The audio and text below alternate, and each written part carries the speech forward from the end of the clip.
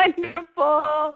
Wonderful. Well, I just want to welcome everyone to our Mom's Night Out online for October. It's going to be a fantastic night, and I am glad that you're here. We're going to be getting rolling here in just a bit, but for now, I hope that you're in a comfy place. I have already put on my pajamas for the evening because it's just been that kind of day. And on my end, I've got 2, possibly 3 kiddos who are down sick. So we are just moving from one pallet to the next around the house. And after all of that, mixed in with one of my son has a car and his car is broken down. And so now I'm taxi for him until his car gets fixed. It's just been that kind of day. So I said, I'm putting on my pajamas and I'm going to hang with some girlfriends and have a good time. So I'm glad that you all are here. In spite of, I'm sure you all too have had some interesting, unplanned moments pop into your day-to-day, yet you still made time to be here. So I'm excited about that.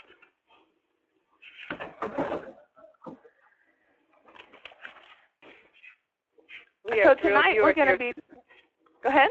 We are thrilled you are here, Susan. This is going to be so good.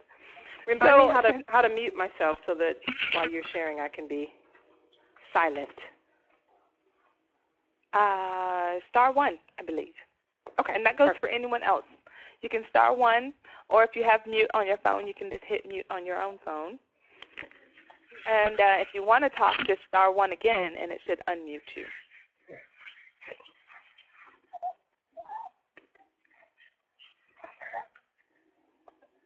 Awesome. So tonight, as I mentioned, we're going to talk about self-care, and this is going to be a good night because I have made some personal requests of some women who mean a whole lot to me, and I've asked them to, in spite of their busy schedules and the things that they have going on in their life, I've asked them to be present tonight and to share from their hearts with you. And I think that this is going to be a time that you're going to want to make sure that you have a pen and paper or a notepad or somewhere where you can just write down some of these ideas. But as you're writing, I want to make a request. I want to make a request that you not just take this in as head knowledge, but you hear their hearts as they speak to you.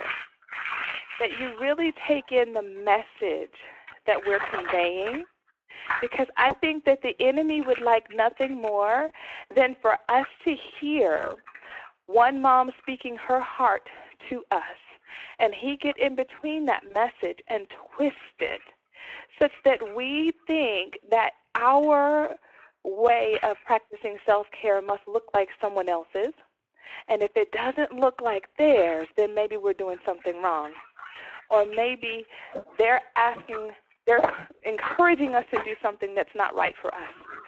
And really, it's about the heart message of us as women, God's daughters, the beautiful ones that he sees us as, that we take the time to ensure that we're keeping ourselves strong and healthy, and we're celebrating the beauty that is us, and that we're doing the things that honor our position and honor the power and the gifts that God has given us. And so tonight, truly listen from a heart space, not just a head space, that you're listening in for what of this that they're sharing is true for me. What can I do to ensure that I'm taking better care of myself? And how can I give myself the time in order to get these things done? Not meaning that that means I need to rob from anything else, but that there's plenty of time in order for me to do this. And it doesn't have to take a long time. I think you're going to hear some of that stuff tonight, too. You go, wow, I would have never thought that it doesn't have to take hours. And it doesn't mean I have to go away for a weekend. And it doesn't mean I have to spend crazy amounts of money that I don't have. So why are we talking about this topic? Because my desire in being a mentor for moms is to have those conversations that don't happen often enough, in my opinion. conversations that I think as women, it would be easy for us to neglect and skip this one the same way that we do it in our lives every single day. And so I say, instead of us ignoring it or avoiding it, let's take it head on. Let's talk about those things we don't talk about enough, because that's what really matters. That's taking it on is what matters in our lives and what makes a difference. When we're willing to challenge those things that we tend to avoid, then we can make changes in our lives. And so in my own life for years, I had developed some bad habits. I was doing things like, let's see, I wrote a list here. Not going to the bathroom when I needed to go. Not taking good care of myself. I would wait until I just had to, I'll go in a minute. Let me get one more thing done. Let me go see what this one needs. Let me make sure this child is taken care of. I'll go. And over time, somehow I would just forget that I needed to go until it was just almost too late. Now, some of you might be like, oh, my word, TMI. But I think this is where we live and hang out. And this is some of the things that we do. Another bad habit I had, not exercising and telling myself and really selling the story, too. I don't have time for that. There's just not enough time in the day for me to get that done. And that was not true.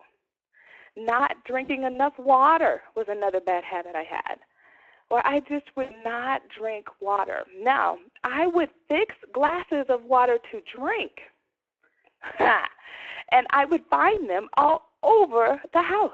I would fix a glass of water, and I'd set it down wherever I was, and then I'd move over somewhere else to go do something, and I'd get thirsty, and I'd go, I thought I fixed myself a glass of water, but I don't see it where I am.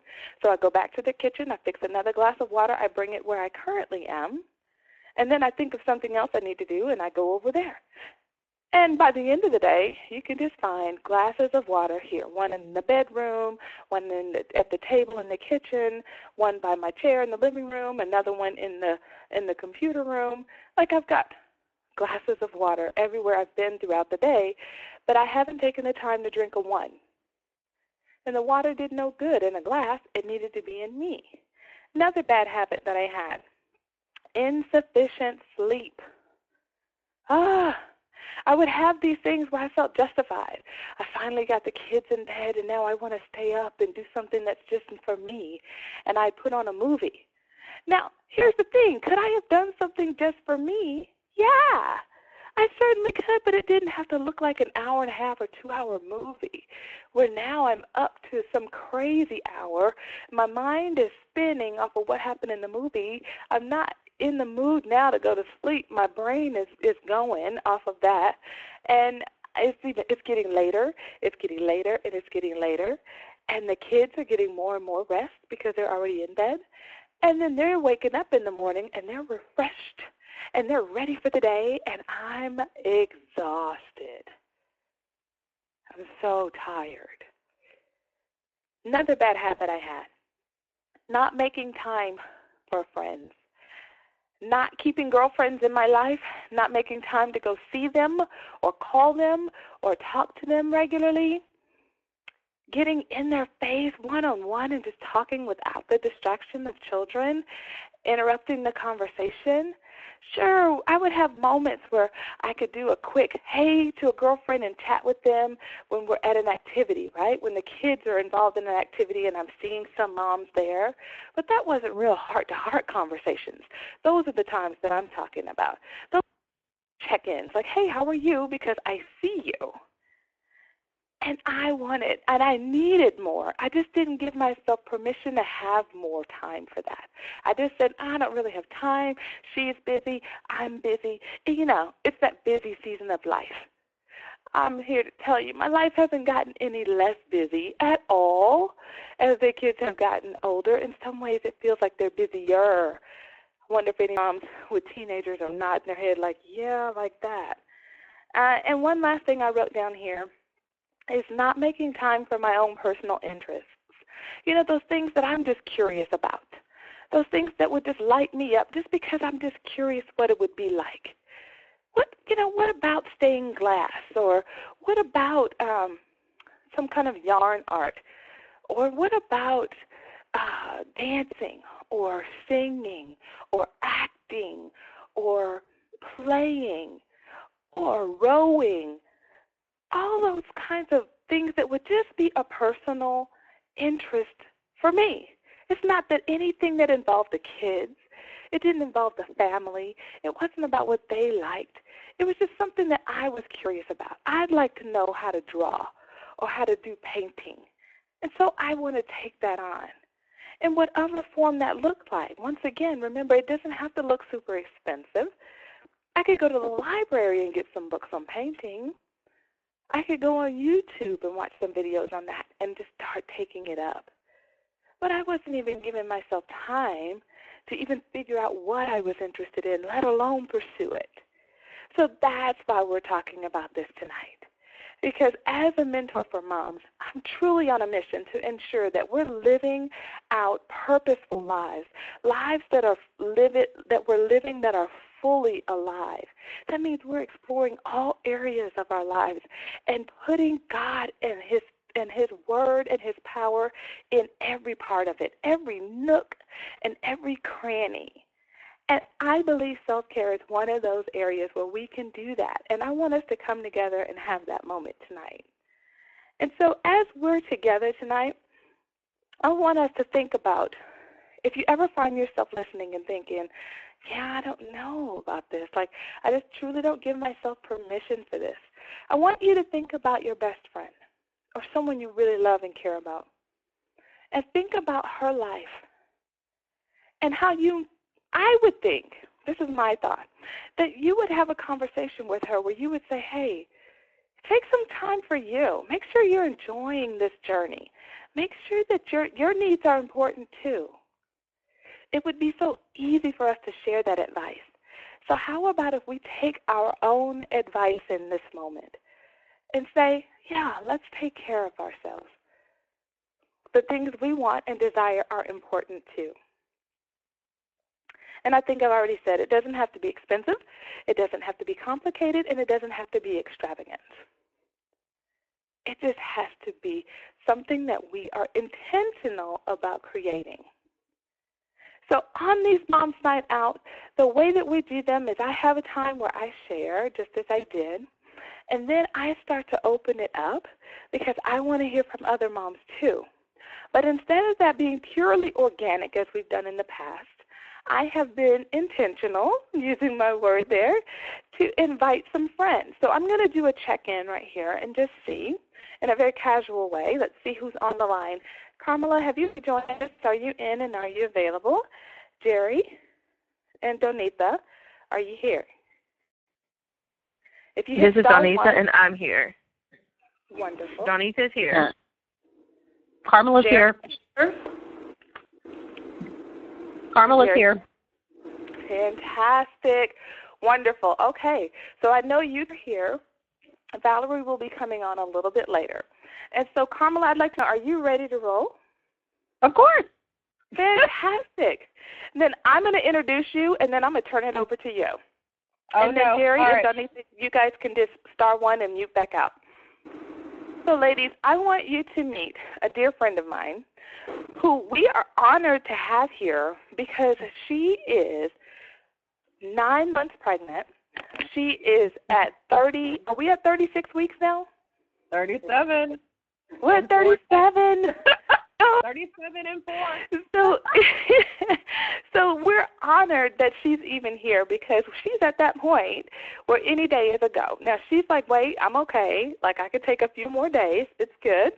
But we know that when the time is right, the time will be right, and we trust that. So I'm honored that she's here.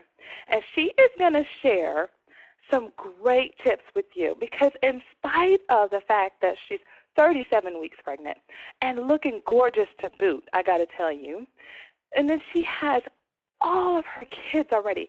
She has not 1, not 2, not 3, but she has 8 children, and she still makes time to take care of herself.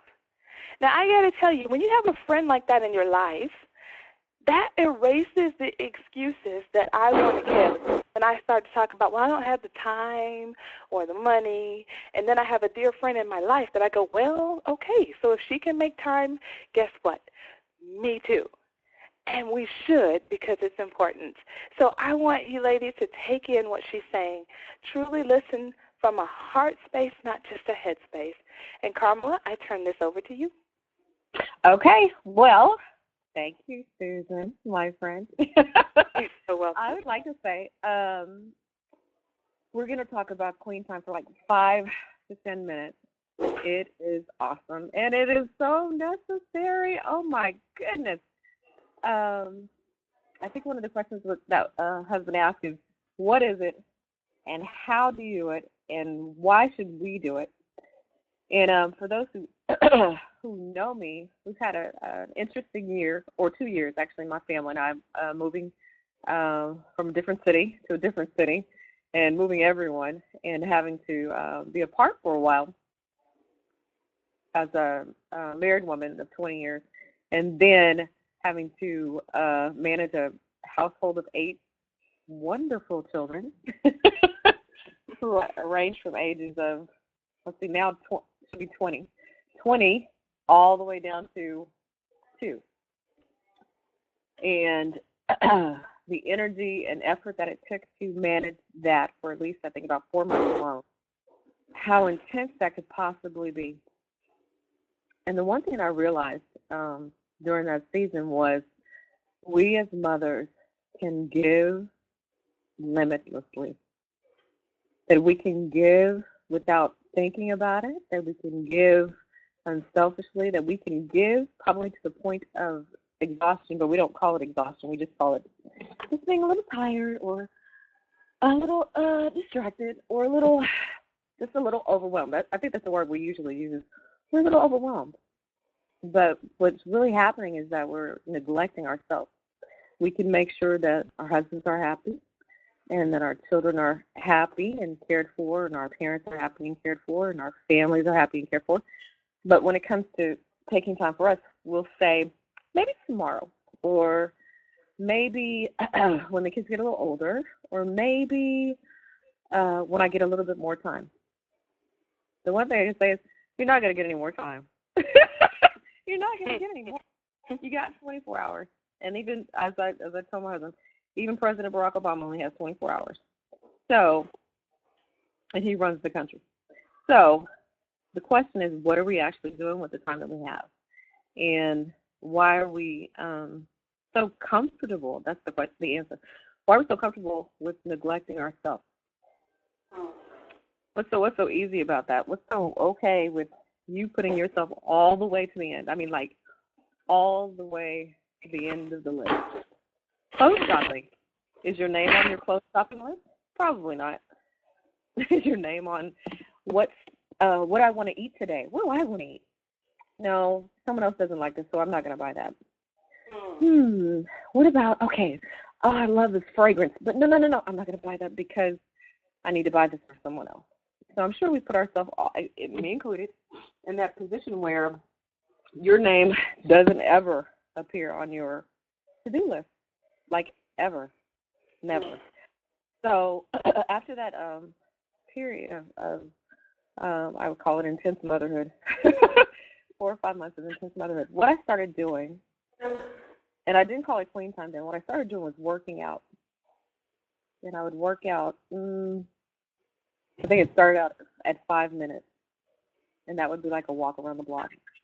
And over 4 to 5 months, it went into 30 minutes. And so as I'm doing this little workout, as we would call it, it became more of a prayer time of, Lord, what am I supposed to be doing? And Lord, how can I take care of myself? And I just was reminded of, in the Word, of Esther and Sarah and Rebecca, and how they were always talked about as what? Beautiful women, right? Okay, so you got these beautiful women. So it's not bad to be beautiful. Point 1. To be pretty. What? And my other thought was, as an African American woman, me particularly, why were all my African American sisters overweight and miserable? But they took care of everyone else. So I just kept wondering, okay, Lord, you said you said that it's okay to be beautiful, and you called these women beautiful. I mean, you remarked on how they were beautiful. So that being a seed planted, I started something called Queen Time. And Queen Time kind of came from my son saying, because he's a boy, he would say, "You have to protect the queen. The warriors have to protect the queen." And I just thought that was the cutest thing. I'm like, "Well, who's the queen?" And he's like, "Mom, you're the queen." And I thought, "Hey, I'm the queen." I'm the queen. So with that Queen Time started. And Queen Time in the beginning just meant time for myself. And as a mom of 8, time is a little limited, but I can spare myself 30 minutes. I can spare myself 30 minutes by getting off of Facebook. I can spare myself 30 minutes by turning off the television. I can spare myself 30 minutes by putting my children to bed earlier. I can do it. And we have a tendency not to do it because we don't think of ourselves as special. So it was a change of mindset of I am his, I am the Lord's, and I am special just by myself. Not being a mommy, not being a wife, a sister, a friend, just being me. So with that, I just think of like little simple things that I thought were just caring for myself. Things that I did particularly to care for myself. I know my girlfriends and I laugh about the Queen Time routine because it seems pretty long, but it's just a little bit of everything put together. And I know one of the other questions was, what do I do during it? Well, I take a shower. Yes, amen. Okay, there you go. Yes, I take a shower. I take a bath. It doesn't even have to be get in the bath, but I mean, we gotta do the small things. There's small things that we as moms tend to start to neglect, and I don't know whether it's I wouldn't say it's a homeschool mom because not all homeschool moms do that, but just a mothering thing of putting everybody else first. So I stopped doing that. I take a shower, and I take a nice one, not one of those, not the quick one, but actually take a decent shower with a nice soap that I bought just for who? Me. It's just for me, and it's not for anybody else. It's beautiful. It's mine, and everyone knows not to touch it. Don't touch it. It's mine. Take a shower.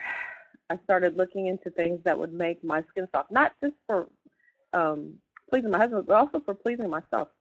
Takes 5 minutes to find something that works just for you and use it consistently.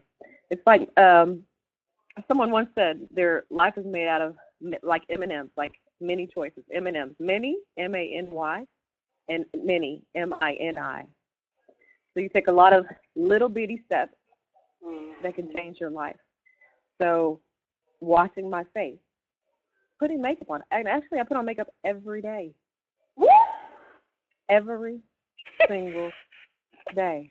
The front door. And I don't mean and I don't mean like lip balm and I don't mean that. I mean like for real. Like put on your makeup. Why? Because don't you feel better when you feel like you're professional? Don't you feel better when you look your best? I think someone also said, if you don't know how to do it, pretend until you get there. So I keep reminding myself I'm the queen. And the queen is presentable to her subjects. And it puts a beautiful smile on my face. It puts a beautiful smile on my face because I'm appreciative of what God has given me. And then it puts a smile on somebody else's face because they see you take the effort to do something, something with yourself. So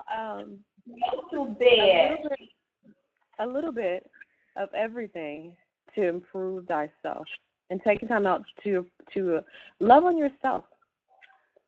So let's see what else I can tell you. And stop being so practical. We're so practical once we become mothers. We're so this same pair of pants. I'm getting 5 of these same pair of pants. No. Wear the or I'm gonna always wear my flip flops because I'm not really doing anything. So you have to really just change the mindset of what you're doing and think about yourself as a queen.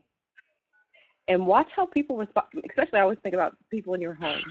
your husband, your children, they start to respond differently to you because they see that you're taking time out for yourself. Taking time out for yourself. So I don't know if that answers any questions, Susan. I don't want to go over my time. Oh, my gosh.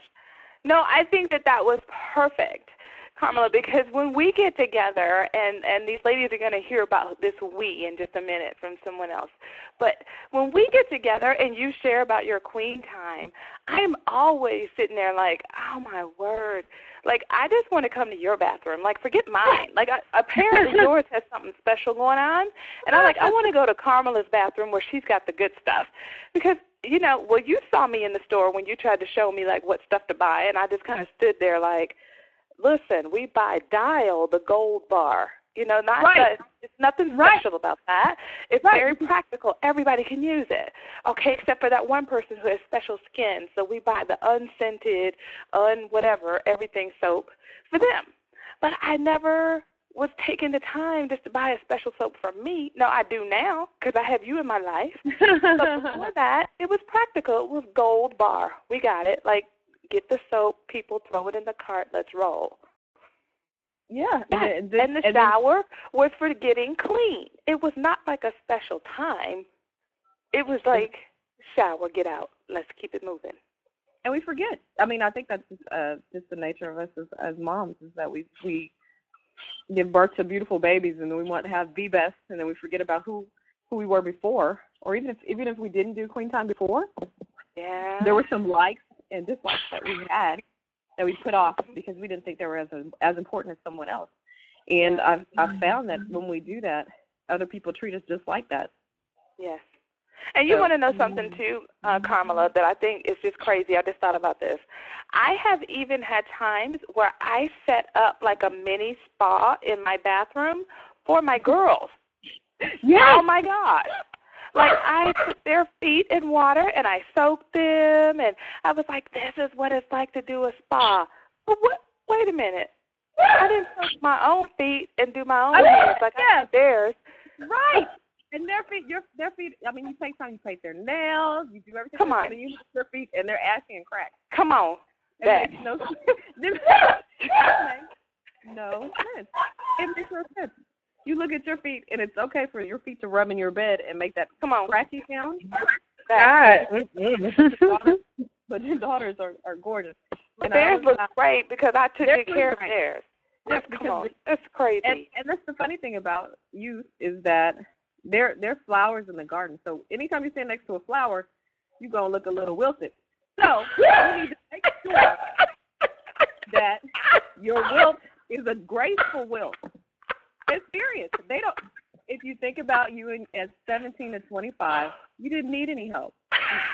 You were naturally on top of it. It was just beautiful. God just blessed us in that season. But as you get older, you're gonna have to work just a little harder. You really broke me down on that one. Sorry. She said if you stand next to the young ladies, you will look. You're gonna look wilted.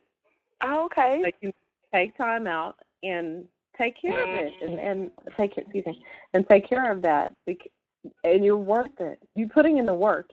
Most mothers are putting in the work. No question. And rather than we're looking for affirmation outside that we're doing a great job, we need to start affirming first here. Okay, I'm worth this. I can put lotion on. I can scrub my feet. And it doesn't have to be expensive. I think that's where we get into that is that if we think we can't afford going to the spa or afford that makeup or afford whatever it is, that's really not the truth. That's really not the truth. So we truly start making self-care all or nothing. Like if I can't do this ultimate luxurious experience, then I just do nothing. Then I do nothing. And so you're saying we can do little things. You said that M&Ms, right? The mini steps and the mini steps. Yeah, just do something small. Find a I think mine was oil. So coconut oil, which is at Sam's for $20, does some wonderful things. And I mean just small things that say to yourself that I'm doing something special for me. Come on. I do for myself. I have one small thing that I'm Michelle, by the way. Hi, everybody. Hi, Michelle. I just want to throw this in there. Go to CVS, Rite Aid, or Walgreens and get a facial brush. You do not know a facial until you can do a facial in 5 minutes at home in the bathroom and look amazing afterwards. $20. Uh-oh. Facial brush, yes, keeps you rejuvenated and keeps that wilt off of you. Come on. That wilt, that is a powerful statement. She said a wilt. Yes. Yeah, I'm going to throw that out there because that's one of those many things. Yes. It is so amazing. Well, I'm going to make a request. I'm going to request that if you're on this line and you're listening and you just heard some great things about queen time and seeing yourself as a queen, and you're already getting, the engine is firing and your brain is coming up with some ideas on something you can do, I want you to go and post wherever you post. If you're an Instagrammer, there. If you're a Facebooker, there. If you're a Twitter person, do it. And hashtag whatever you post, Mentor for Moms, because I want to join in the conversation with you. But let's share this information with some other moms. Let them know we're talking about self-care. And you can even make a statement like, self-care for me is, and then make what your commitment is. A 5-minute walk around the block is what I'm going to start doing. Or I'm going to make sure that I take a shower to enjoy it, not just to get clean. Or I'm going to ensure that I go to CVS, Rite Aid, and start get a facial brush. What is your next step that you can take so that once again, this just doesn't become head knowledge and some notes you take, you close the notebook and you move back into life, but that you move forward and really putting this into action. Well, we take action on what we're hearing and we really make it a part of our lives. That's what will make a difference. And that's what being intentional is all about. Can we do that? Absolutely. Absolutely. Absolutely. I love it. Well, Carmela, thank you so much for sharing about Queen Time. I love hearing all of the great products that you're discovering and where you like to go and find them and all the great stuff you share with us. It's always good stuff. Yeah. You're welcome. Yes. And I have a feeling that some of the ladies listening are kind of curious whatever your favorite products are right now. I know that you probably had some in the past and you'll have some new ones. Oh, my God. Now, what are some of your favorites? You want to share a couple? Of course. I'm walking right in my bathroom right now. Nice. See, oh, my gosh. Vaseline. Important. My other one is, oh, my gosh, it's called Infusion. It's a organic soap sold in the Woodland. Wonderful soap. Awesome. Foot scrubbing. Oh, my gosh. Let's see. Let me move over to my other room. Let's see. Oh, my goodness. Here we are. Now, wait. Now, see, I don't want you rushing all over the house. Now, I know I'm not. I'm picturing what this looks like, and I'm like, that is not right to take the pregnant woman and send her. So that's all right. I'm right here. Okay, so Tree Hut. Oh my gosh, Tree Hut. Tree Hut is probably one of my favorite products that I use, and you can get that at Target, as my friends know. You can go to Target. It costs $4. Wonderful product called Tree Hut. So Tree Hut is the company, but what's the product? What is it? Is it a body scrub? Is that the one you're talking about? Yes, it's a body scrub. It's the Shea Sugar Scrub. $4, lady. Oh my gosh, if you just use this, this will change your life. It will exfoliate every part of your body. It is awesome. It comes in like 4 different scents. And what I do is I use it with exfoliating gloves, which you can get at Target also, or you can get at the dollar store if it's really push to shove for $1. Use it consistently. I say in less than 3 days, you would think that you had baby skin. Perfect. If I were to say the one product that I love, that would be it. That's number one. Awesome. That and Vaseline. Vaseline on the feet, ladies. Vaseline on the feet. Vaseline on the feet. Okay, soften the feet. I love it. Well, this has been fantastic, Carmela. If you think of anything else, you send it to me, and I will put a link to it or a picture into the recaps that I do by video about what we talk about when we're all together, so that those who can't make it or those who want to have a recap of the highlights so that they keep this fresh throughout the month, I'll be able to put the link in there to say, here's some of the products when I do the one feature on Queen Time. Okay? Okay. I'd love to. Okay. Fantastic. And now we're going to move on to my next friend, Donita. And I want you all to hear about a special time that we share together every month, and she's going to go into more detail about what that is and how we do it. But it is a way that we have discovered how to take care of ourselves by ensuring that we make time for friendships and really valuing what friendships bring to our lives and how they enrich this journey that we're all on. So, Donita, are you on the line? I am. Good. Well, I am going to turn this over to you, my friend. Have at it. Okay. Well, I first want to say I had myself on mute while Carmela was talking, but oh my gosh, I was cracking up on this end, especially when she talked about the flower wilting. So yes, and I am refreshed and rejuvenated just hearing about it all over again, and I even already know about it. So thank you so much, Carmela. Okay, so the deal is that Susan, Jerry, Carmela, Valerie, and myself have known each other for years, and we would run into each other intermittently every now and then. You know, two of us would, you know, kind of end up in the same place at the same time, or even three of us or four of us, and sometimes we would make, you know, a conscious effort to get together, but for the most part, we just kind of, like if there were different conferences and things like that, because we homeschool, that we thought we were going to be at, we would just, you know, kind of make sure the other was going to be there, and that would be our meetup. Well, and we thoroughly enjoyed it when we did. However, several years ago, maybe about 5 years ago or so, Carmela sent out a message saying, hey, can we start getting together purposefully more often? And so we had our first little meetup, and we enjoyed it so much, and it gave us life, just like all the other times when we would run into each other or come together. And we decided that we would make it a commitment to begin to come together on a regular basis. So what we chose were the first Fridays of every month.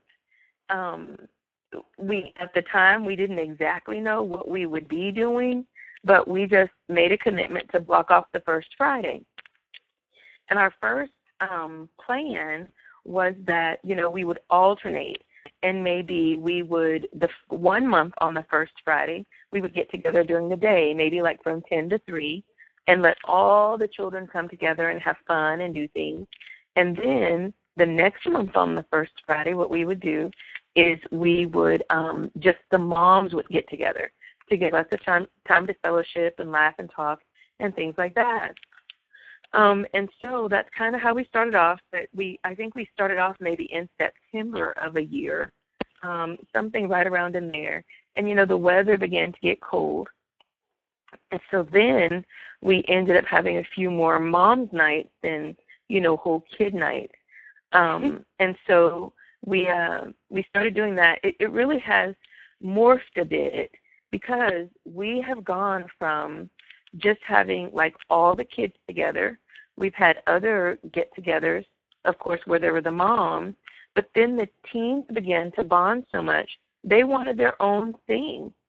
So there are times when the moms get together and the teens get together. It makes it a little bit easier because you know, they can be independent. So if the moms go to a restaurant, the teens can walk around the shopping area and you know, find a movie, find some burgers, find some ice cream, whatever. But it really, really has just kind of blossomed. There are other times when we get together whole families. Some of the things that we do when we come together, because like I said, we would get together with the kids 10 to 3, but when the moms would get together, the times that we had set were from 6 to 9. However, there have been times when we were having so much fun and we were being so blessed. I think there was at least a time or two where we didn't part until almost midnight.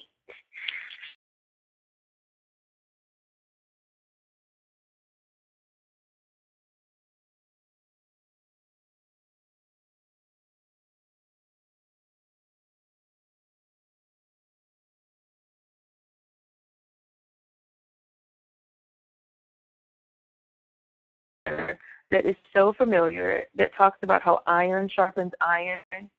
That is exactly what happens when we get together. Now, we don't go into it saying, okay, what can I contribute tonight that will bless the women? We just come together, we laugh, we talk, we update each other on what's going on in each of our lives. And it's just, there's a scripture that says, what is it? Let me see. I just found it. But it's one about how, let me grab it. I just put it. A merry heart makes a cheerful countenance. Okay? And there's another one that says a merry heart does good like a medicine. That is what it's like when we come together. So if I know me in particular, if I've had a successful week or an unsuccessful week, or just a very, very busy week, even if I am absolutely dog tired by Friday, and I think, you know what, I am just so tired. Maybe I should stay home today.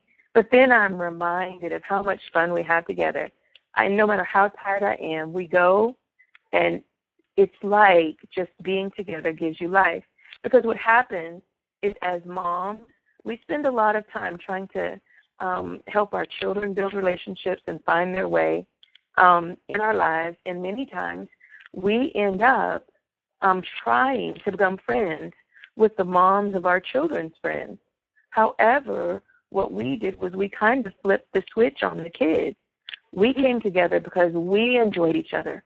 We liked each other.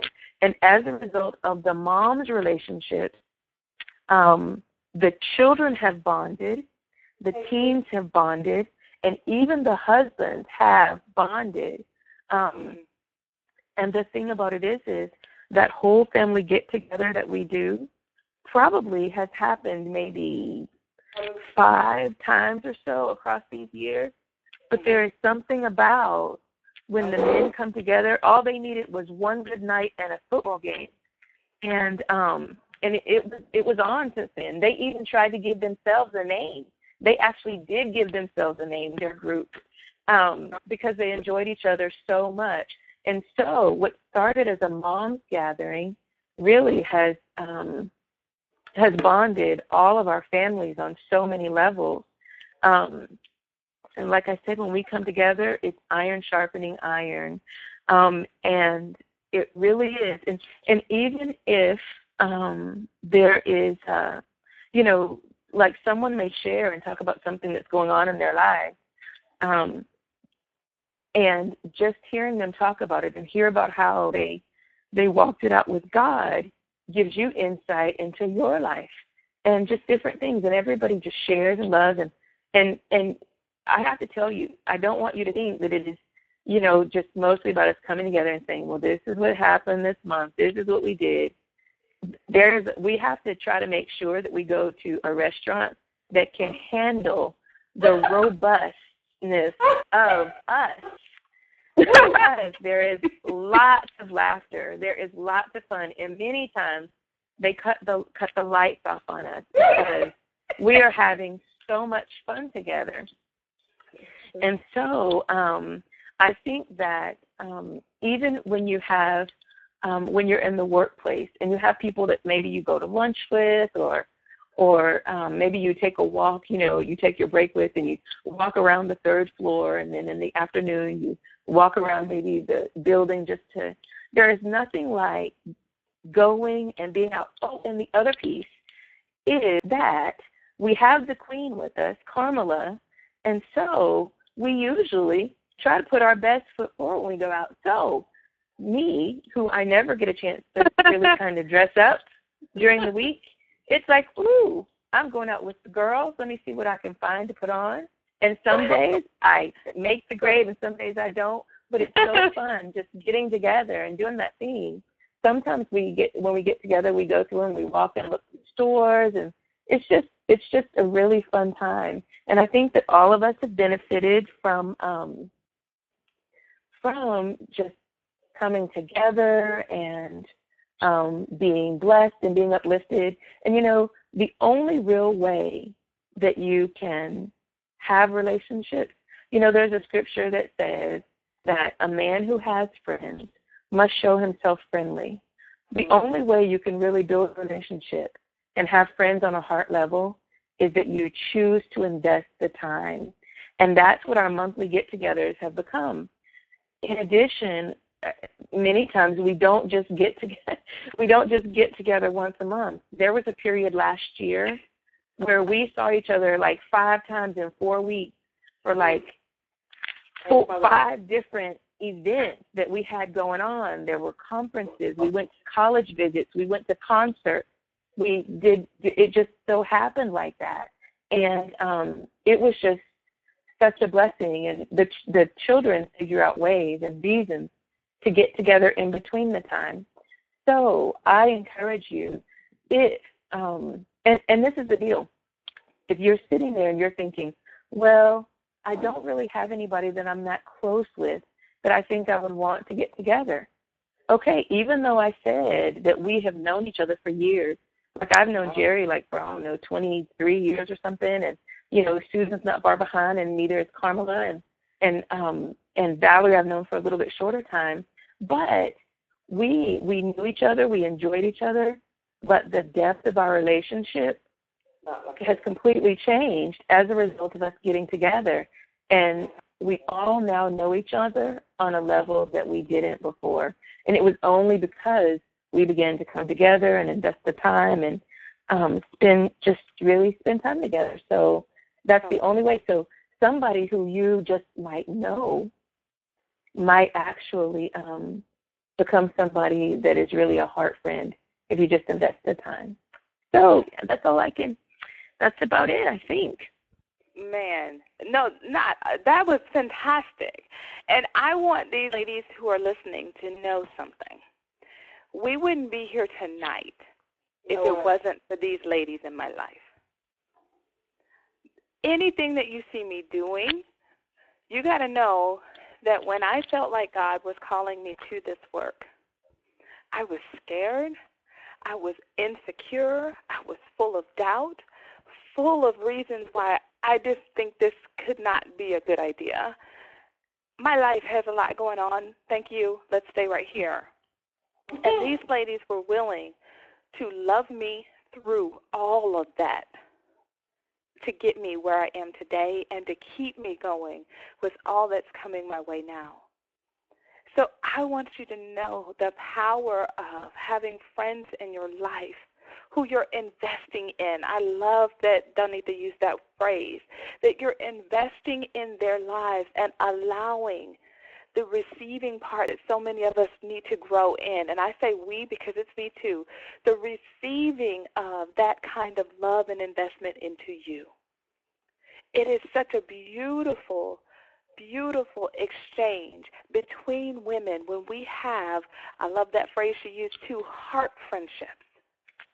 Not casual friendships or drive-by friendships or see you on Sunday only friendships, but those heart friendships where we're truly investing in one another's lives. Does it take time? You bet. Is it worth it? Absolutely. So if you don't have that tight circle or that one person or the 2 people, it happens to be 5 for us, but maybe it's just one other person for you or just 2. Those people who know you and know your stuff and love you anyway. That's what helps to make this journey sweet. It helps to lighten the load. It helps to not be so serious and heavy all the time. It helps you to have some levity and fun again in your life where you can enjoy the journey because you've got those who are going along the path with you. You don't feel so alone. You erase the isolation. So, Donita, thank you for sharing about our First Friday gatherings and what that looks like. And I hope that it inspires those who are listening to go out and seek to create that in their lives as well. Fabulous. And, I thought of one more thing that I wanted to add, and that is that when you all come together, don't be afraid to be transparent, because I think that if you just want to come together and put on a face like everything is perfect at your house, and perfect in your life, then you never really open the door to really get to know each other, your highs and your lows. That is big, and I'm so glad that you said it, because someone's going to have to be the one to start it. When you get together with some other ladies, it could start out casual and fun, and it could stay just on that level.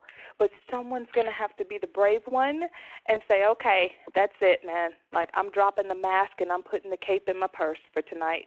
Here's what's real. Yeah. Here's what's real, girl. That's real. I love the man, but listen. Or the kids, they're cute, but listen. I know God loves me, but in this moment, I got some prayers that, hey, listen, I'm struggling here in my faith, or I'm struggling with believing on this, or I'm struggling in taking this next step. Here's what's real for me.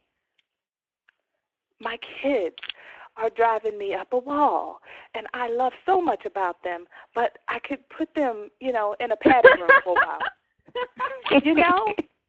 Like, be willing to go to those places and say what's real. Like, this is my struggle right now. And and hear me. When we get vulnerable with one another, we encourage one another, but we do that only after we've allowed one another to have the space to share.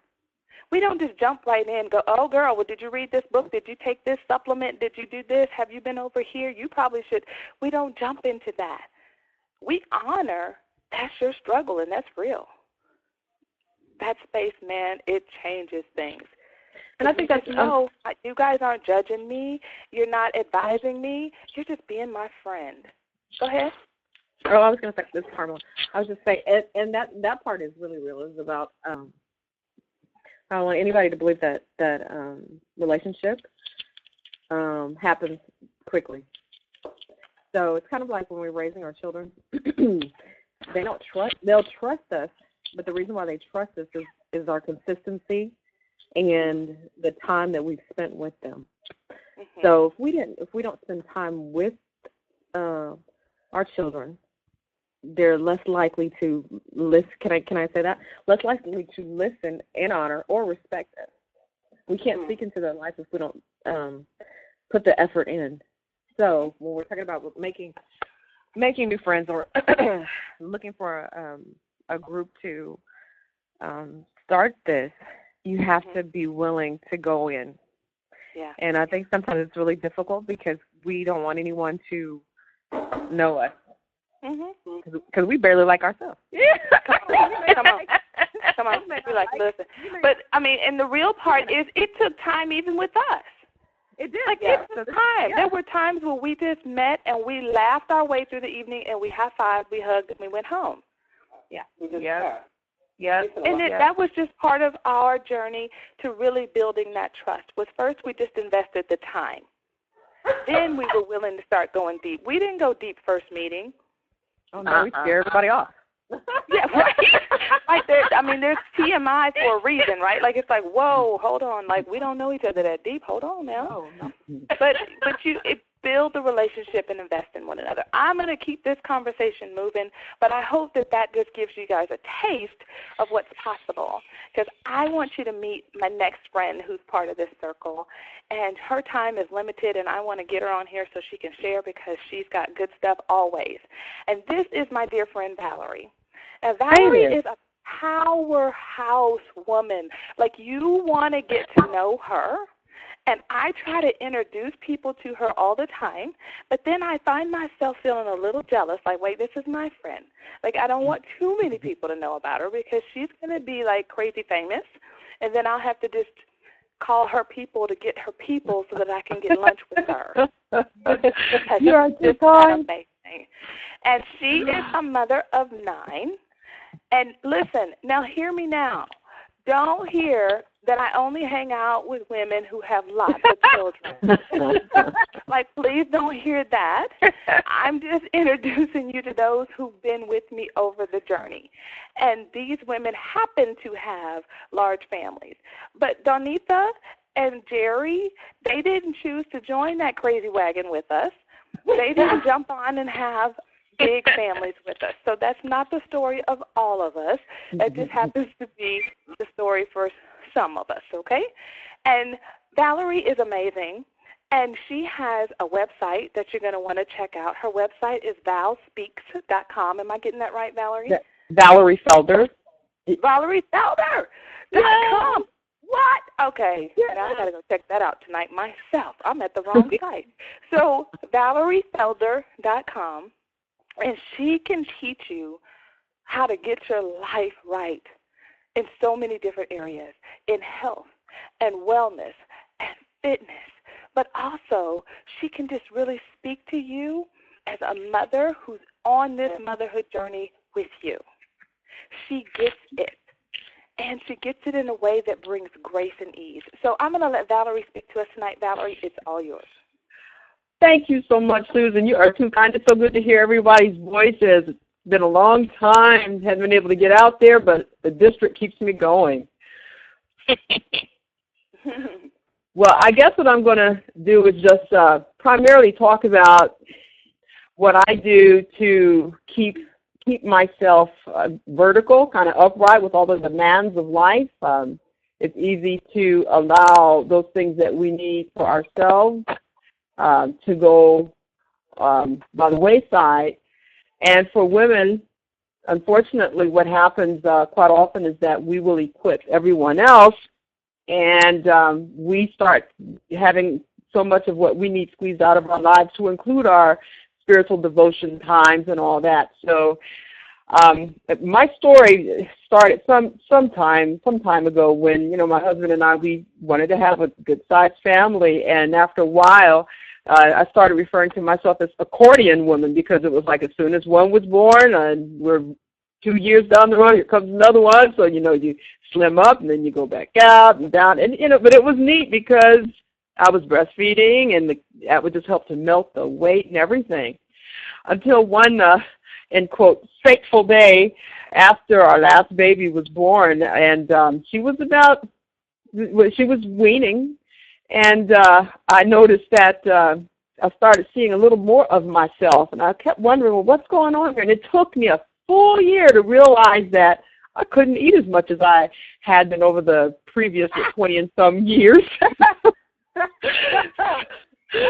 So I just thought, oh, this is so unfair, but I've got to do what I have to do. And so I started on this journey of trying to find the right kind of fitness for myself. And with all of the many varieties of fitness options that there are, I ended up doing what I found to be sort of borderline sensible and nonsensical fitness. Once I was given the option by my physician, who some years ago realized that I had donated a kidney of mine to my brother. I had one kidney, and the kidney started showing signs of deterioration. And his advice to me was that I could either just keep going down that path of not taking my fitness seriously and end up on kidney dialysis, or I would just need to lean up. So I figured, okay, this is what I need to do.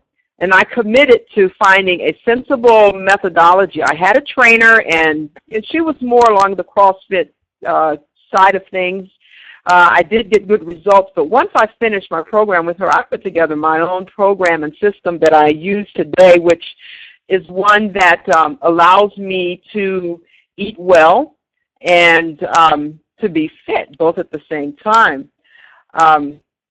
For me, what I try and help people to do is to view what they eat in the equation with what they do. I don't call what they eat diets and nutrition and all that. I just call it their consumption plan. And if we can get that consumption plan in control, then that married with a sensible and reasonable fitness plan shows some great results. So I basically watch what I'm eating if I know that it's something that can take me a little too far in the wrong zone. But I get myself down into about a 10-pound range of what I consider to be ideal, and if I start fluctuating up or down, then I have that space and leeway to help myself. I would have to say that, a lot of times people, or moms especially, will give up and suggest that their bodies are no longer being responsive, but I always like to remind people of our biblical sisters, and one guy in particular, Elijah, he was the one who ran in front of the chariot and raced back to the 20 and some miles, and everyone thinks, wow, that was a fantastic feat. And I said, oh, yeah, but when you know the story about Rebecca, when she was tasked with watering camels, must have been about a herd of camels that she had to water, and the scripture tells you that she ran back and forth from the well to the camel, from the wells to the camel, until they were satisfied. And when you do the math, you realize that this woman really performed a feat, carrying the water on her shoulder and accomplishing so much. And we think, wow, okay, she did that. Yeah, women have strength. And then Sarah, of course, having a baby when she was well into her senior years. And we look at those as myths, but we have to realize that, God has granted us, He's given us the same material that He's given others. And if we would focus and take care of it, then we can really see our bodies be responsive. So it's been a fun journey for myself, and I'm a personal and a concierge in-home physical fitness trainer, and I contract with people in residential homes. What I've done for people who may not be readily available to me or in my local market is to transform my website at ValerieFelder.com, and the marker for ValSpeaks.com will serve as well, but the major ValerieFelder.com is a interactive and immediately beneficial website. If you visit the website month by month, you will find on my Reboot Fitness page several buttons at the very bottom, and those buttons empower women especially, or just parents, with one workout of the month. I give a very sensible, reasonable workout that you can download and hold on to, articles that help you to understand the philosophy of fitness that I follow, inspiration. You click that button, and there's always something good there for you to pick up and to encourage you. And then research. There are a lot of people who are doing a lot of research to help support. So if you're feeling down and you need a little bit of a boost, the website is there to help serve that purpose. So it's been a good journey, and of course I'm not off of it, but I will also suggest, one, if you eat well on your consumption plan, eat nutrient-dense food, and follow a sensible fitness plan, and then bless your flesh when maybe once a week you want to, and enjoy yourself guilt-free, that you can get to where you want to be in rebooting your fitness. I love it. Valerie, now I have to ask a question. Sure. Your life, your schedule's got to be full. So tell me, honest, when do you work out? Okay. When do you make the time to do that? Okay. I like to do things in modules, because if I'm able to find a good 30 to 45 minutes, that serves me well. But there are days when the clock is too far ahead of me, and I might only be able to grab a 15-minute bite here or there. So, the children know, just like my personal spiritual devotion time, when Mama goes in the room, I've got a good 18 minutes, and I can get a pretty powerful workout in at any time of day, to include late in the evening. But it is priority. It's one of those things that I do not let slip through the cracks, because it's part of what I do to take care of myself if I want to be here, and do the ministry God has for me to do. I love that. Oh, I love that. seeing that as putting yourself in a place where you can be used by God because you're keeping your body in order. That's I love right. that perspective. So that way it helps us to not think it's just something like it's a luxury, but making it a part of our care. Just like we brush our teeth, we take our shower, and we do those things that we see as just natural parts of our day, that That's we right. see exercise as a natural part of our day, not an extra part of our day. That's right. We're commanded, what is it? It's called temple maintenance, and I actually have keynotes and programs that really target that. Know ye not that your body is the temple of the Holy Father, and we are commanded to take care of ourselves because He does His work through us. And as I like to say from platform, there is no witness without fitness, so you can't get away from it. Did she say that? She said that. Wow. I had to write that one. Okay. That one's going down. And oh my gosh, that was powerful. Okay, so there is no witness without fitness. That's it. That. Okay, so all right, wow. I just got, you know what? I got a little sweat on my back when she said that. That just hit me hard. Like, oh, okay, all right, well, okay, because I've missed it a couple of days here, so I need to get back on. I take that one as for mine. If no one else felt that was definitely hitting home with me. So, okay. So Valerie, I appreciate that because once again, you are a person in my life that erases my excuses when I want to rock back on my heels and go, hey, life's a little busy. I can look over at my friend Val and go, now listen, Valerie, posted this whole thing. I don't know if you posted it publicly or you just told me privately. I don't know which.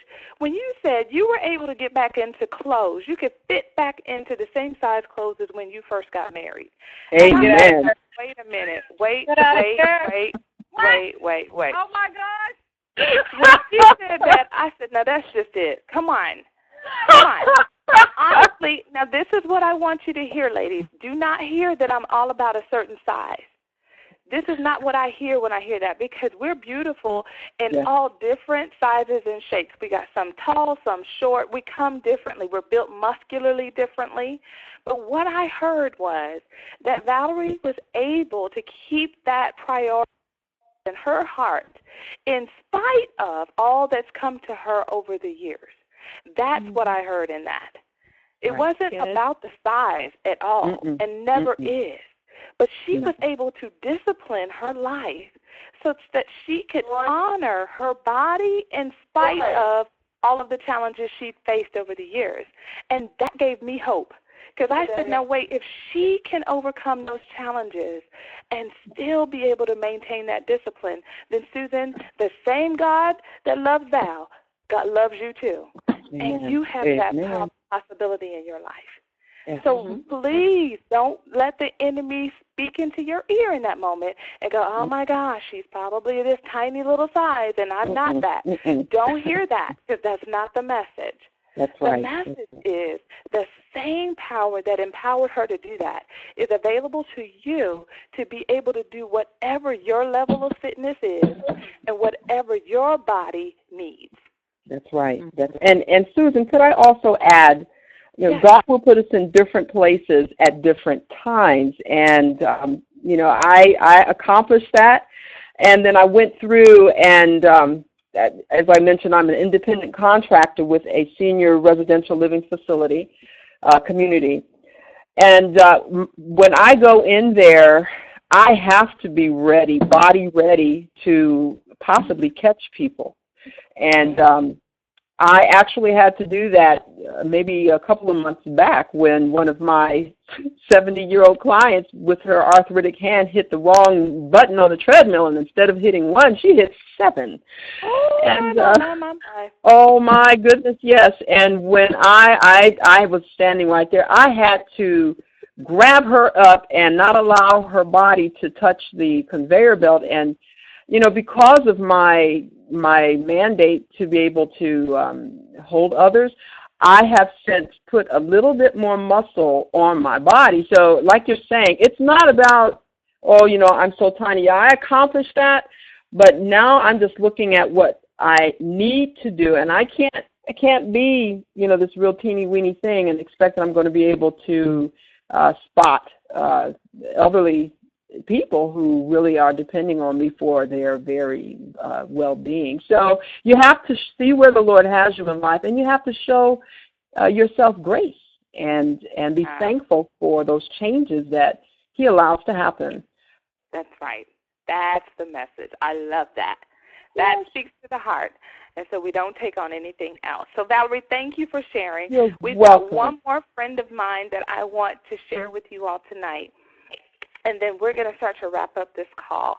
I hope that your notepads are getting full. I hope that you're out there posting wherever you post, on Instagram, on Facebook, on Twitter, and using that hashtag mentor4 and moms with an S on it, because I want to get off of this call tonight and go back out and help to continue that conversation that you're starting. So post out there as you're listening to this, what is it that you're willing to commit to for self-care for you? Self-care for me looks like, and then fill in the blank. Self-care for me looks like I'm going to start going for a walk every day. I'm going to make fitness a part of my life. I'm going to create a healthy consumption plan that matches my activity level.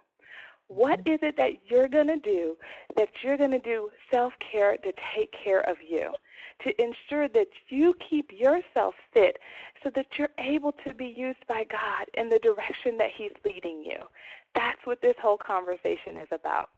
Now, my next friend is Jerry. And Jerry is going to come on and share about self-care in a different direction. She's going to share what it's like when you decide to take care of yourself by having a one-on-one mentoring time with me. When you decide to set aside the time, and you decide to set aside the budget, and you decide to say, I need someone in my life to speak into where I am, to speak to the struggle I'm facing, to speak to the challenges I'm facing, and help me out of this pit and help me to move forward and not feel stuck, to pull me out of my distraction and help me to become intentional. What happens when you get on the phone with me?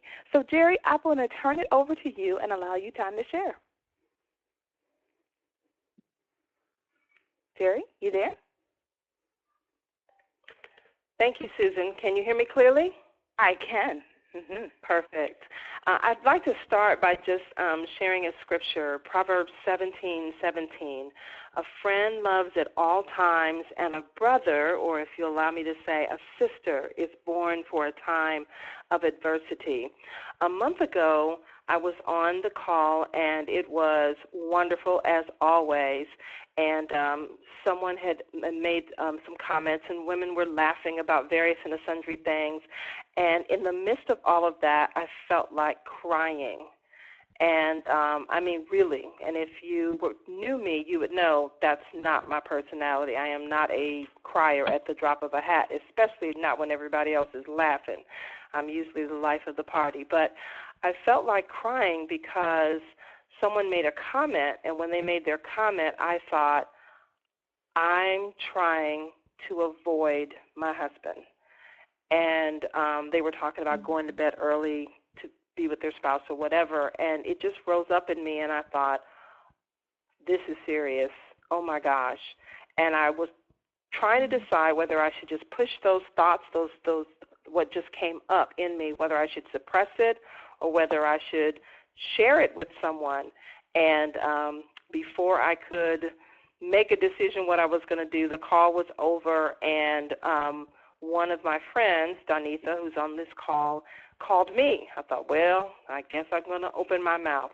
And I told her what came out, and she recommended that I talk to Susan. I had thought about talking to Susan previously, and that night she had extended the invitation to take advantage of one-on-one time with her. And so I contacted Susan, and wow, what a difference a one-on-one with Susan made in my life. I was feeling very angry in my marriage for a variety of reasons, but the bottom line is Susan listened.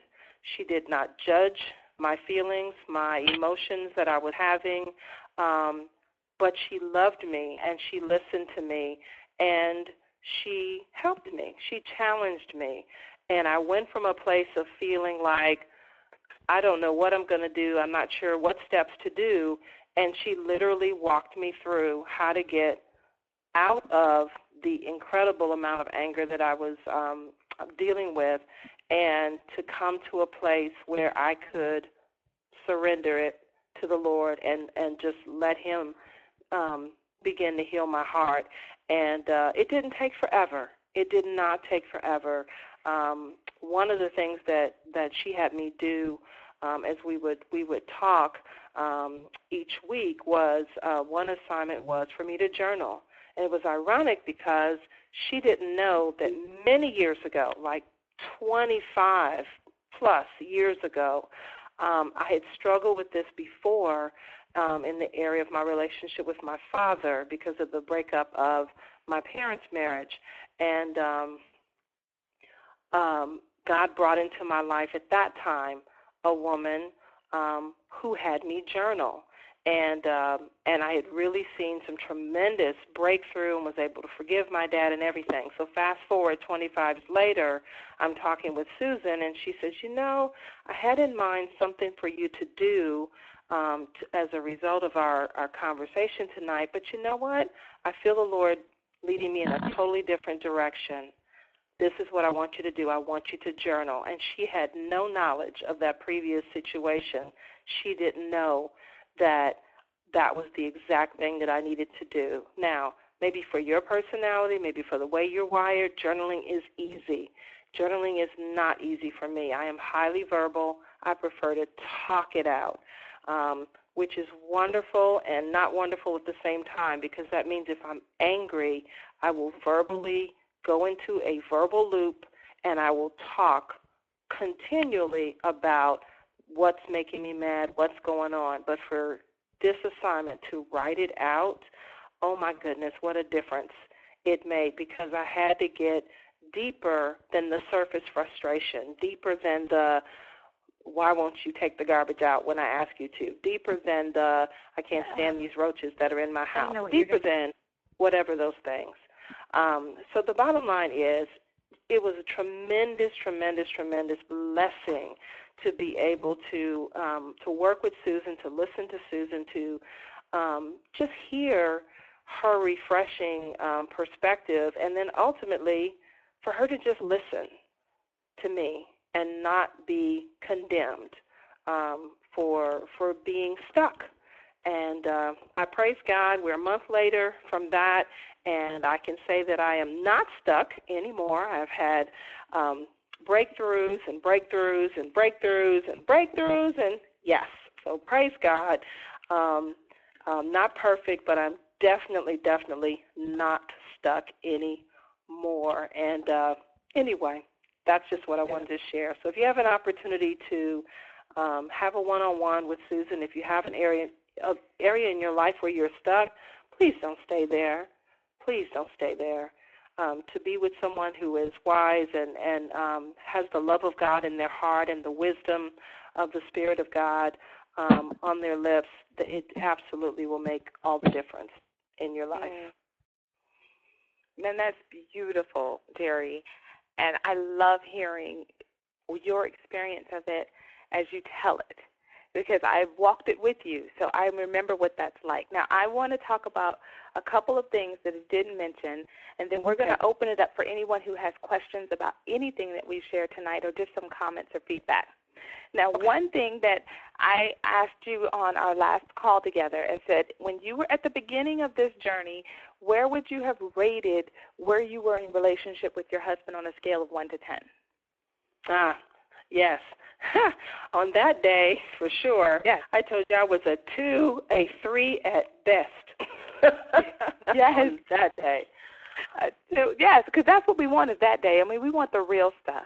Of course, yes. The beautiful answer would be like, oh, gosh, we're a 6. We're doing really well. But you said a 2. We want the honest answer. And then when we finished up our sessions together, where were you?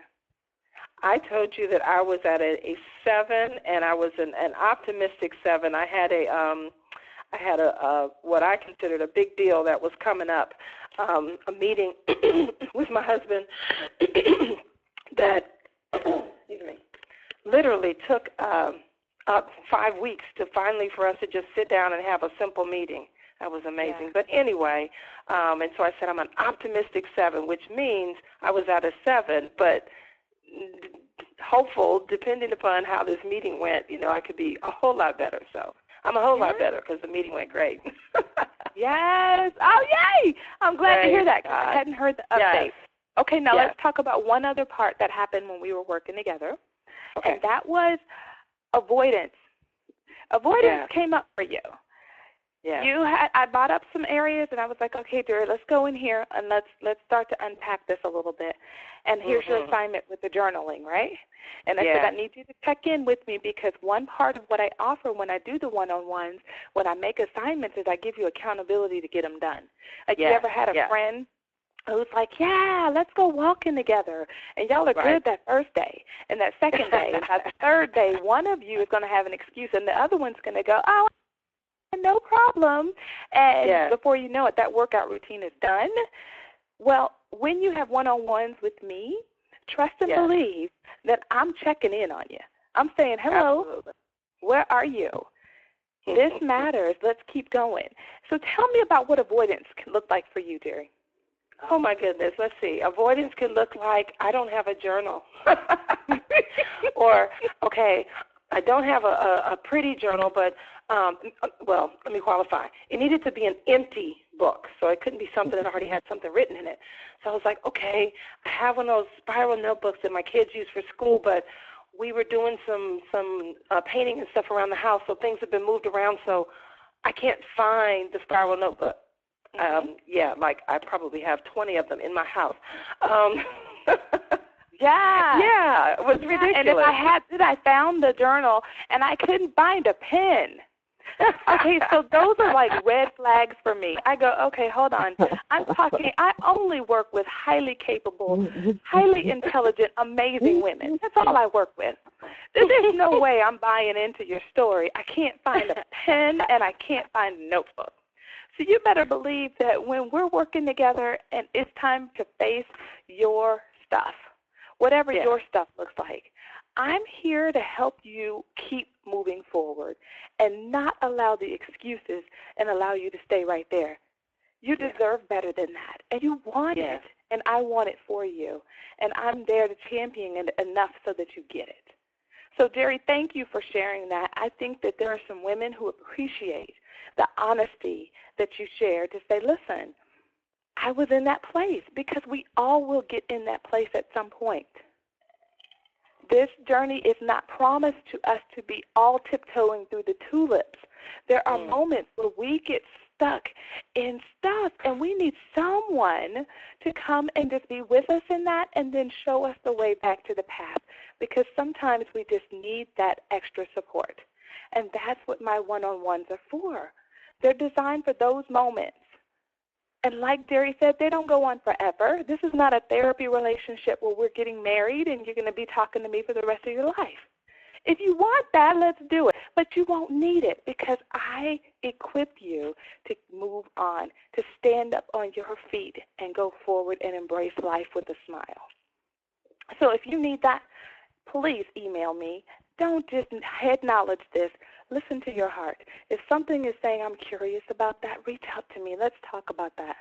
Let's see what it looks like for you to move forward, because you deserve that. So on that note, that's all of the shares that I had to share with you. And if there's someone on the line who has a question or a thought or some feedback, or this is what I heard tonight and I loved it, or here's a question, now's your moment.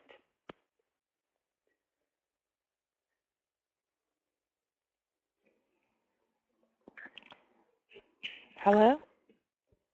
Yes. Hello, can you hear me? I sure can. Okay, well, this is Susan, and I just wanted to share a quote. I actually emailed it to you as I was listening, but I heard this earlier this year, and I can't even remember the source, and that's horrible. But the quote is, unselfish women put themselves first. Oh, wait, I'm going to write that down. Yes, on face value, that one definitely seems flip-flop from what the world would tell us. But we can't care for our families the way we're called to if we aren't doing those things you talked about, drinking and sleeping and exercising and developing our relationships with girlfriends and spending time in the Word. If we don't meet those very basic foundational needs, we can't pour out and take care of our husbands and our children. So it's not being selfish. We're taught that it's selfish, or we somehow pick that up along the path that that's selfish, but we're really being unselfish, because then we have the stamina and the energy and the health to give and care for the people that we're called to do that for. Thank you for sharing that, Susan. I appreciate the context around that quote, because to read that quote by itself, I would be like, I don't know about that one. Like, I have to take that one in for a moment. But within the context of an unselfish woman ensures that she takes care of herself. And I love the way Carmela always says it. She puts herself on the list, that to-do list that we're all creating. She's going to make sure she's on it, versus a woman who was not going to put herself on the list and ends up with the bad health, or ends up in a place where she can't care for her family because she hasn't ensured that she's taken care of. So I love that. I love and that's that me concept. too. When I first heard the quote, it was a struggle at first, because I was thinking, no, that's so wrong. That's against everything I think and I believe. But I was the same. I had to really, actually, over the course of a little time, kind of discover really the depth of what that meant. And it's just really made a huge difference in my life. Probably I heard it a few months ago, maybe 4 or 6 months ago, something like that. And wow, it's really revolutionized, or, just my desire to, I like that, put myself on the list. That's good. Yeah, put yourself on the list. I mean, it's a powerful statement. It's so simple, and it's something we can all do. Yes. Absolutely. Thank you for that. Thanks. Is there anyone else who'd like to share?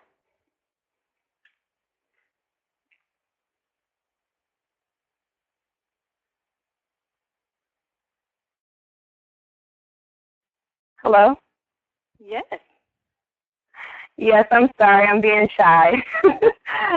This is Shantae. And I guess my question, I'm on the other spectrum where I work a lot of hours outside of the home.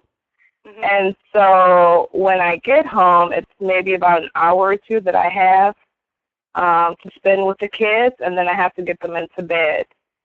And I guess I'm just, I don't really know the question I'm trying to ask. Just trying, how do you navigate it from that perspective, finding balance and finding time to rest? Because I am definitely at the point of exhaustion, and otherwise I would, just do whatever I needed to make sure we have that quality time with the kids. But it's to the point where it's at where I'm lacking sleep and that sort of thing. So. Oh yeah. Okay, I can hear that. Now tell me, before I say anything more, tell me how many kids and what ages? I have 3 kids. My oldest is 8, and then I have a 2-year-old and he'll be 7 months on the 29th. Okay. See, I heard someone react in the same way that, grace upon grace to you, Mom, first of all. Yep. Grace upon grace. Yes, ma'am. Your child is 8. I'm going to ask you to do me a favor. I want you just to take a deep breath on that. Okay. Take a deep breath for me and let it out. Your oldest child is 8. Yes.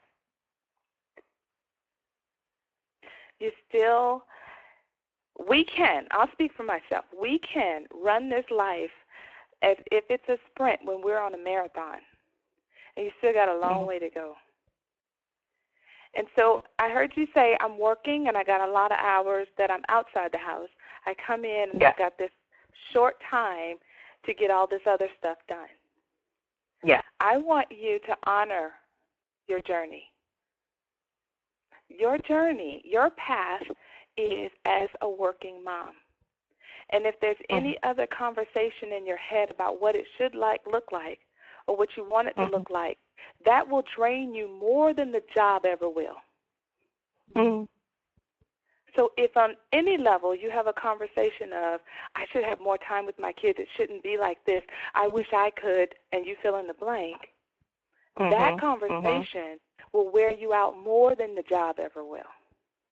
Yeah, and that's been the constant conversation in my head is, how do I transition to being at home? What kind of business can I start? I'm just grasping for straws on any way to transition to be at home with them. Yes. Well, I am looking at the clock, and I want to honor everyone's time for tonight. Yeah. But I want to extend to you, would you be willing to email me and let's set up a time where you and I can talk about this further? Would you be open to Sure. that? Yes. I'm trying to find your email address now. Fantastic. It's my name, Susan, at SusanSeay.com. So it's Susan at SusanC.com. You email me. I'll send you a link to my calendar. We'll get on the calendar and you and I will talk. Does that sound good? Okay. Great. Thank you so much. Perfect. All right. Well, ladies, that's all the time we have for tonight for our conversation about self-care. I hope you've gotten tons of nuggets. I hope you're out there just blowing up the social web and telling your friends about how you're going to take care of yourself, because that's going to inspire others to do the same.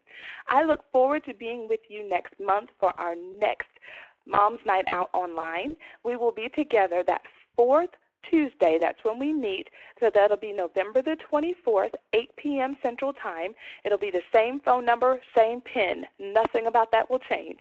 So feel free to save it as a contact in your phone and just dial in automatic. And I look forward to talking to you then. You all have a great night. Good night, everyone. Good night. Thank you. Good night. Good night. Good night.